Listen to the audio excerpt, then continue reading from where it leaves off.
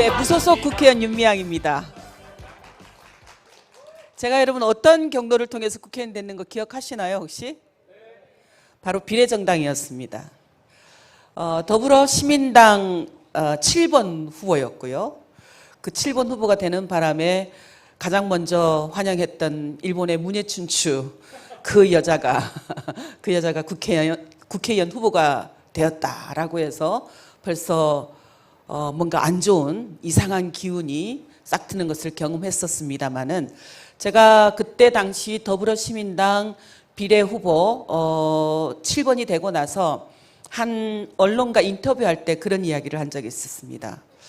만약에 더불어시민당이 없었더라면, 이런 비례정당이 없었더라면, 연동형 비례제라는 이런 선거 시스템이 없었더라면 윤미향이 활동해왔던 그런 과거 경험을, 또 윤미향이 처해 있는 지금의 현 상황을 껴안을 수 있는 정당이 있었을까?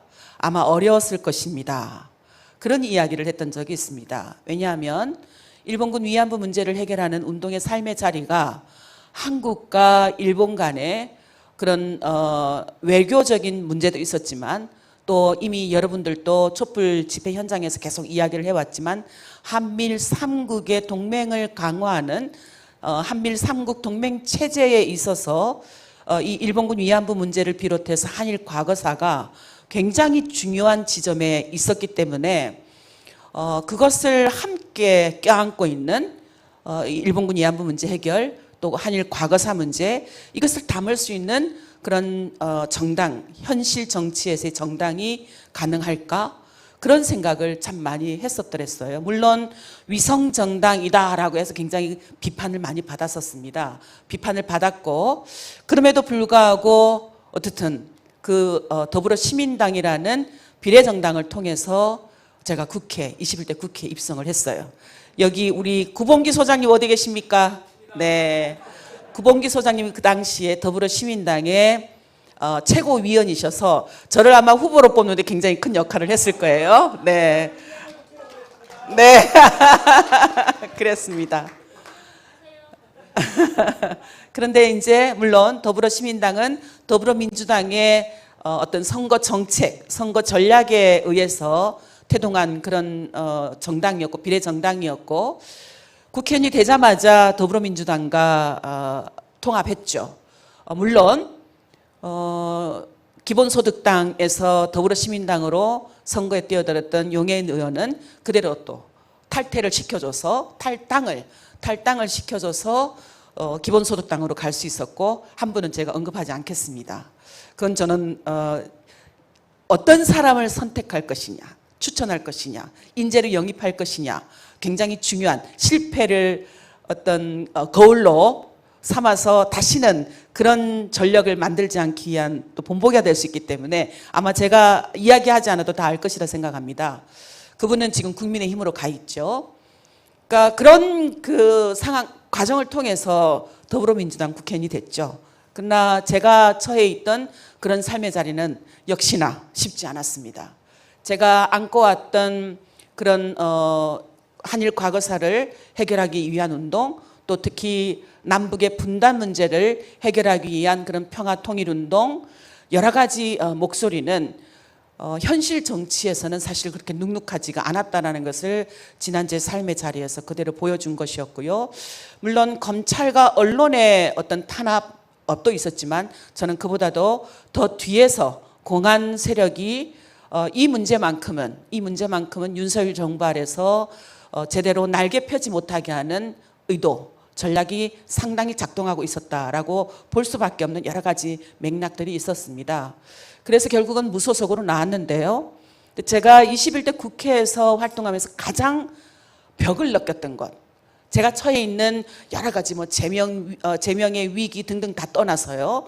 또 재판을 해야 되는, 흔히 말하는 지금 계속 민주당에서 얘기하고 있는 사법적 리스크라고 하는 그런 걸 떠나서, 그건 저는 아무 문제 없다고 생각합니다. 아무 상관없다고 생각해요.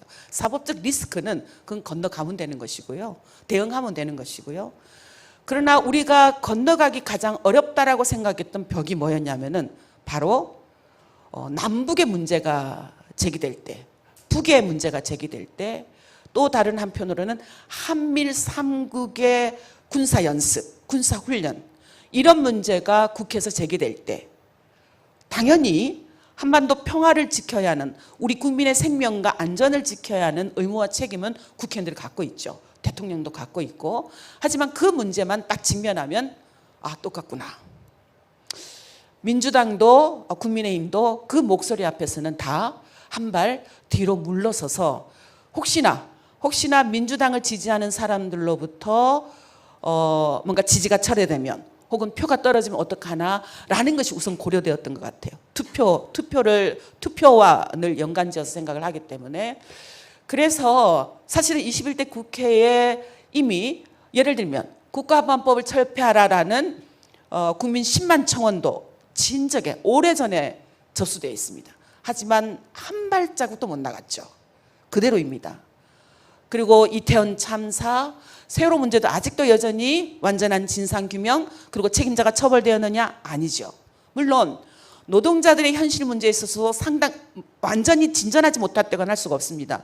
180석이라는 민주당의 그런 표가 있었기 때문에 해낼 수 있는 것들이 참 있었어요. 예를 들면 중대재해처벌법을 통과시킨다라든가 또 혹은 그 ILO에 비준된 그런 노동법 관련한 그런 법들을 통과시킨다라든가 이런 성과들이 있었습니다. 하지만 그럼에도 불구하고 정말로 민이 원하는, 이 땅의 민중들이 원하는, 당사자들이 원하는, 노동자들이 원하는 50인 미만의 사업장까지도 중대재해처벌법이 적용된다라든가 또 7인 미만, 5인 미만의 사업장까지도 근로기준법이 적용된다라든가 하는 일들은 여전히 고려되는 대상이 사업자들 또 혹은 기업들 이런 게 될 수밖에 없었던 것이 현실 정치의 한계였다라는 생각이 듭니다. 지금 우리 현재 정세를 한번 볼까요?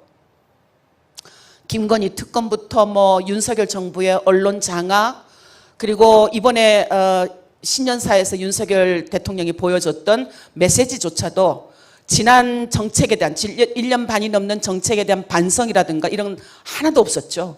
전혀 찾을 수가 없었죠. 오히려 야당과 윤석열 정부의 정책을 비난하는 그런 시민들을 향해서, 민주 시민들을 향해서 카르텔, 기득권, 타팔 세력 여전히 적으로 간주해서 메시지를 선동하는 그런 신년 메시지를 밝혔습니다.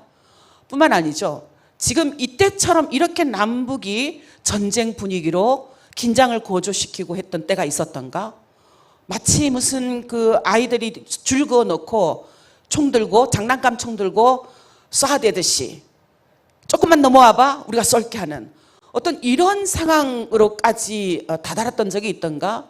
심지어는 판문점에서 불바다 이야기가 나올 때도 그때도 민간들은 남북과 열심히 교류하게 하고 아직도 기억합니다. 저희 정대협 대표단이 판문점에서 서울을 불바다로 만들 거야라고 하는 북측 대표의 발언에도 불구하고 통일부는 남측에서 평양으로 보내줘서 일본군 위안부 문제 해결을 위해서 남북이 함께 토론하게 만들어줬어요.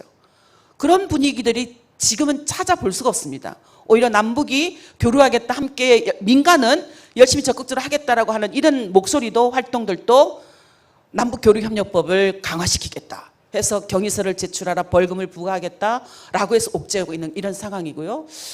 사실은 22대 총선을 앞두고 있는 이런 상황은 우리에게 굉장히 의미가 있죠.